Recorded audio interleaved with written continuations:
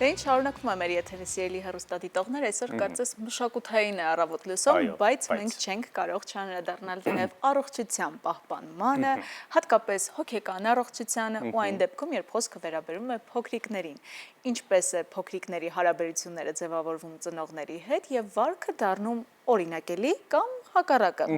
Այս ամենի մասին կխոսենք մասնագետի հետ։ Այսօրվա մեր հյուրն է մանկական հոգեբան Նանոր Մինասյանը։ Բարի լույս։ Բարի լույս։ Ինչպե՞ս եք։ Շնորհակալություն, ուրախ եմ այստեղ լինել այսօր։ Մենք ենք շատ ուրախ։ Դե եկեք խոսենք այս կարևոր ու, չգիտեմ, եկեք շատ խոսենք այս թեմայի մասին, էլի։ Խոսանք։ Այո, իսկապես, որովհետեւ բոլորին է անհանգստացնում։ Որ մասին կոնկրետ անդրադառնանք երևի։ Ես առաջարկում զրույցը սկսենք հենց այնտեղից, ինչպես են ծնողները օրինակ դառնում երեխաների համար, երբ է դա ձևավորվում երեխայի որ տարիքում, որովհետև շատ հաճախ նշում են, որ դե դեռ փոքրիկ է երեխան, բայց գիտենք, որ ծնված առաջին իսկ վայրկյանը, անգամ հղիության ընթացքը շատ կարևոր է երեխայի զարգացման համար։ Իսկապես այդպես է, որովհետև հենց հղիության բդղի ձևավորման ընթացքից մինչև ավելի մեծ տարիք, բայց հատկապես մինչև 6 տարեկանը երեխաները ծնողներին վերցնում են որպես իրենց մոդել, ցանկացած վարք, ցանկացած վերաբերմունք, որ ծնողը իրականացնում է տանը, իրենք դա վերցնում են որպես օրինակ։ Ու շատ հաճախ կրկնօրինակում են այդ վարքը ու երբեմն ծնողները զարմանում են, որ վայ, ոնց եղավ, ինչպես եղավ, որ այսպիսի վարք է երեխան դրսևորում, բայց երբ մի քիչ մանրամասնում ենք, շատ դեպքերում դա գալիս է ինչ-որ վարքից, որ մի օր, մի անգամ երբեմն նույնիսկ ծնողն էլ անգիտակցաբար այդ վարքը կիրառելով երեխան դա վերցրել է ու արդեն սկսել որպես իր սեփական վարքը ընդունել եւ կիրառել։ Եկեք խոսենք մի ծանր ու տխուր թեմայի մասին, կարելի է այսպես ասել, ընտանեկան բռնության մասին, ինչպես է այն անդրադառնում երեխայի վրա կամ չգիտեմ, ինչպես կարելի է լուծել այս խնդիրը, եթե իհարկե կարելի է։ Ընտանեկան բռնություն իսկապես ծանր թեմա է, դա ոչ միայն ենթադրում է իրենից, որ այդ բռնությունը կիրառվում է երեխայի նկատմամբ, այլ երբեմն երեխան ինքը մասն է դառնում այդ բռնությանը, երբ տեսնում է ականատես է լինում կամ լսում է բռնություն, որ տեղի է ունենում ընտանիքում։ Դա ծանր հետևանքներ կարող է թողել երեխայի հոգեբանության, զարգացման վրա, որովհետև այդ իրադարձությունը, որ երբեմն մի անգամ է տեղի ունենում, բայց երեխայի մոտ, երեխայի ուղեղում դա պահպանվում է։ Կարող է շատ տարբեր դրսևորումներ ունենալ հենց երեխայի փոքր տարիքից, օրինակի համար վարքային փոփոխություններ, քնի, սննդի ընդունման հետ փոփոխություններ, ագրեսիա կարող է լինել կամ հակառակը ներամփոփվածություն, դպրոցում ակադեմիական դժվարություններ կարող են լինել եւ այլ, երբեմն այդ դեպքը մտածում ենք, որ մոռացվում է եւ ոչ մի հետք էլ չթողեց, բայց իրականում նույնիսկ մեծահասակ կյանքում այն մարդիկ, ովքեր որ նման ցավոք իրադարձությունների ականատես են լինում կամ մի մասն են լինում, դա պահպանվում է իրենց ուղեղի հիշողության մեջ, մարմնի հիշողության մեջ ու երբեմն բառացիորեն մանրամասները չեն կարողանա հիշել, թե ինչ է տեղի ունեցել, բայց դա իրենց մոտ իրենց հարաբերություններում, անձնական կյանքում դա իր հետքերը թողնում է։ Իսկ հարցի եկավ հենց իմ մտքին, բարձր գոռալը կարող է համարվել բռնության ինչ-որ մի չափանիշ, այսպես ասած։ Եթե դա հաճախակի բնույթ է կրում, կախված նաև ինչպիսի պարունակություն է լինում այդ գոռալու մեջ, եթե այնտեղ սպառնալիքներ են,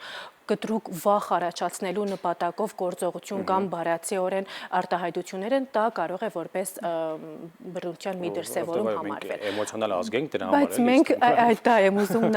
նաև ասեմ, որ մեր մշակույթում դա ընդունված է։ Մենք բոլորս էլ վերջում ծնողներ ենք ու կարող է ինչ-որ մի դեպք լինի, ինչ-որ դրդապատճառ լինի ու դրանից նեղվենք, բարկանանք, ընդվզենք։ Կարևոր է ուշադրություն դարձնել, թե դա ինչքան հաճախականությամբ է տեղի ունենում, եթե դա մշտական է տեղի ունենում, ապա կարիք կա կանգ առնել որպես ծնողն էլ աշխատել ինքներս մեր վրա ու ինչու՞ չէ նաև դիմել մասնագետի այդ առումով։ Շատ նաև մասնագետներ փաստում են այն մասին, որ երբ բռնության մեջ է մեծանում երեխան, հետագայում շատ հնարավոր եւ հավանականությունը մեծ է, որ նա կդառնա բռնարար։ Ինչպիսին է այս տենդենսը մեզ մոտ, արդյոք քանի որ գնալով յուրաքանչյուր հաջորդ տարի հոգեբանների մոտ այցերը ավելանում են, ինչպես են ծնողները հետևում իրենց երեխաների հոգեկան առողջության պահպանմանը մեզ մոտ Հայաստանում։ Նախ առաջի հարցին անդրադառնամ, դա իսկապես այդպես է, երբեմն որոշ դեպքերում կամ երեխան մեծանալով ինքն է դառնում բռնություն կիրառող, կամ ուրիշ դեպքերում դառնում է բռնության զոհ, որովհետև այդ հարաբերության մոդելը, ինչպես զրույցի սկզբում անդրադարձանք, որպես նորմա է ընդունվում իր կողմից, երբեմն էլ առանց իմանալով, որ նա մտնում է նման հարաբերության մեջ։ Ինչպես են հիմա ծնողները վերաբերվում այդ հարցին, ուրախ եմ գնալով իսկապես այդ հակվածությունը ծնողների մոտ պատասխանատվություն գրել իրենց սեփական գործողությունների նկատմամբ դա ավելանում է, ավելի շատ են փորձում նախաձեռնող լինել, դիմել մասնագետի աջակցությանը, փորձել փոփոխություններ անել, որովհետև եթե վերադառնանք ավելի հին, երբ ծնողը ինքն էր երեխա ու ինքն է որ ասենք ինքն է ենթարկվել բռնությանը, դա ոչ թե արդարացնում է, բայց դա թողնում է, որ հասկանանք իր տեսակետը։ Միևնույն ժամանակ ծնողը արդեն իսկ մեծահասակ է, ինքը ունի որոշում կայացնելու կարողություն եւ նախաձեռնություն, ինքն է ասում ոչ ու գնում է արդեն հաջորդ քայլերին կամ դիմում է անձնական իր թերապիային կամ նաեւ որպես ծնող է դիմում մանկական հոգեբանների։ Իսկ կա տարիքային ինչ-որ փուլ, որը որ կարող ենք ասել ամենադժվարն է կամ այդ տարիքից հետո ավելի հեշտ։ Ես ուղղակի 3 տարեկան երեխա ունեմ ինձ։ Ուզում ես հասկանալ, երբ է հեշտ դառնալու երբեք։ Ինձ հետաքրքիր է, ես գիտեմ, որ 3 տարեկանը կոչվում է կրիզիսային տարիք, այո։ Իսկ կա ինչ-որ տարիք, որ արդեն մենք գիտենք հստակ, որ դրանից հետո անցնում է ու ավելի հեշտ է դառնում երեխայի հետ ապրելը։ 18-ին երբ առանձին է ապրելու։ Նախ կարեկցում է 1 տարեկան եւ 3 տարեկան երեխաներ ունեցող ծնողներն, որտեղ իսկապես շատ բարդ փուլ է, երբ որ այնտեղ ձևավորվում են շատ process-ներ երեխայի ներսում ու դա երևում է իրական կյանքում, շփումը ծնողի հետ ավելի դժվար է լինում, որտեղ երեխան ասում է չէ ու ավելի շատ է սկսում դա ասել։ Եթե ասեմ որպես տարիք, որ դա ավելի հեշտ է, ձևը փոխվում է, այսինքն 6-7 տարեկանի շուրջ երեխաները ավելի շատ են կարողանում իրենց կառավարել, իրենց հույզերը կառավարել, ավելի շատ են կարողանում շփման, հաղորդակցման գալ ծնողի հետ, ավելի շատ են կարողանում հասկանալ ծնողի տեսակետը, ընդունել, վերադարձնել դա, իհարկե, եթե կապը այնտեղ կա ծնողի հետ։ Այսինքն 6-7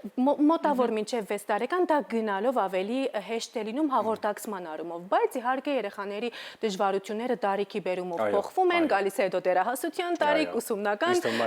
process-ներ,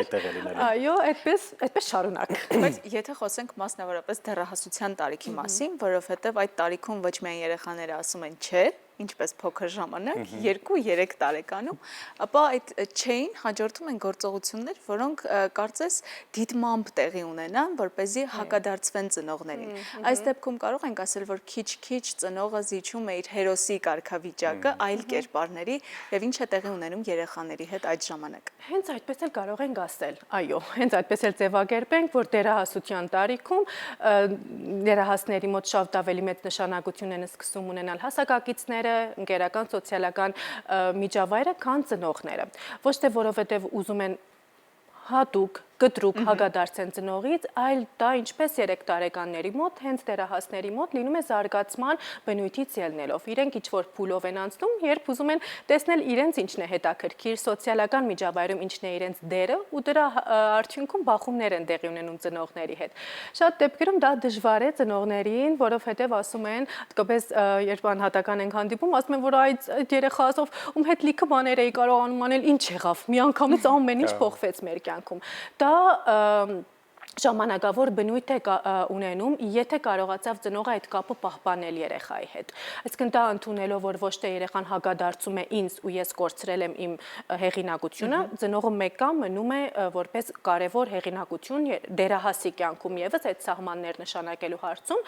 այլ ընդունելով, որ դժվար փուլ է ծնողը ավելի շատ նախաձեռնող լինի այդ կապը հաստատել երեխայի դեռահասի հետ, որպեսզի հետո ավելի հեշտ լինեն այդ հաղորդակցման եզրերը։ Իսկ կա այսպիսի մի վարկած կարելի ասել, որ ավելի հանգիստ մեղ ընտանիքում մեծացած երեխաները նույնպես կարող են ինչ-որ խնդիրների բախվել հետագայում, այսինքն ուզում եմ հասկանալ պետք է բռնել այն ոսկե միջինը, ոչ բռնություն, ոչ շատ հանգիստ ու մեղ վիճակ, այսինքն փափուկ բարձր երեխայի համար, փափուկ այդ վիճակը կարող է խնդիրներ առաջացնել այդ երեխայի մոտ հետագայում։ Եթե նկատի ունեք գերխնամքը, այսինքն ծնողը երեխայի փոխարեն անի ինչ-որ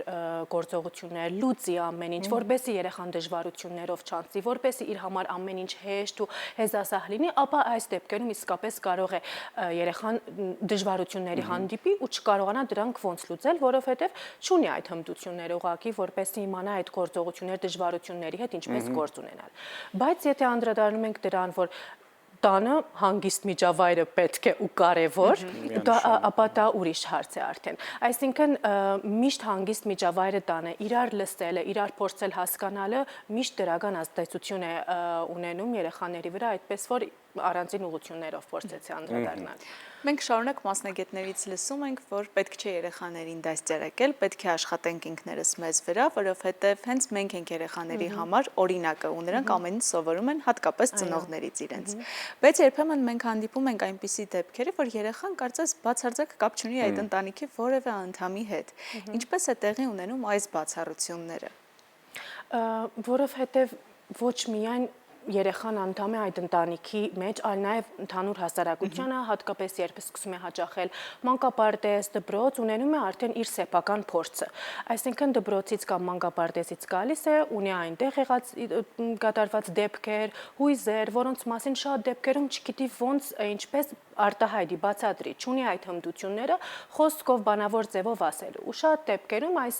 իրավիճակներում է, որ գալիս է վարքային ձևերը երեխաների մոտ, առաջնային ձևն են, որ արտահայտեն, որ իրենց մոտ ինչ-որ մի բան կատարվում է։ Ու այդ դեպքում մենք տեսնում ենք երեխա, ով որ ինչ-որ վարքային դրսևորումներ է ունենում, ու առաջի հերթին այո, գնում ենք դեպի ընտանիք, բայց նաև տեսնում ենք ինչ է կատարվում հենց երեխայի անձնական կյանքում։ Գուցե ինչ-որ դժվարություններ կան տարբեր միջավայրերում, հասակակիցների հետ,